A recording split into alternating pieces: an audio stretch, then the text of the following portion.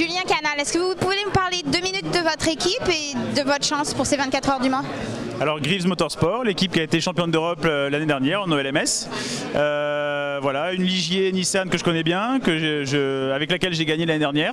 Voilà, le WEC, avec 4 victoires plus le championnat. Donc pour nous, on a une bonne chance de figurer. Je pense qu'il y a beaucoup de voitures qui peuvent gagner cette année.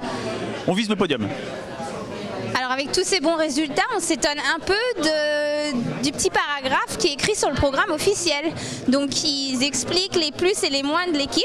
Et sur les moins de l'équipe, aucune fusée au sein de l'équipage. Bien. Donc je viens d'apprendre il y a quelques minutes à peine que c'était Auto Hebdo qui avait fait ce petit bouquin, que Jean-Marc et Thibaut, on va avoir une discussion ensemble. Je crois que vous étiez des potes, mais pas du tout. Merci le soutien des Français. Aucune fusée, non je sais pas, après voilà, moi je me considère pas comme une fusée, bon, je suis un pilote silver donc, qui travaille aussi à côté et qui fait le sport auto. Moi j'ai gagné 3 fois les 24 heures, on va se vendre un petit peu du coup parce qu'il va falloir changer cet article là. J'ai un nouveau coéquipier, Nathanaël Berton, qui a roulé en début de saison en WEC avec G-Drive, mon équipe de l'année dernière. Voilà, il y a eu comme un échange, une difficulté de sponsoring aussi avec l'équipier polonais Kuba, qui a fait avec moi les 2 premières courses.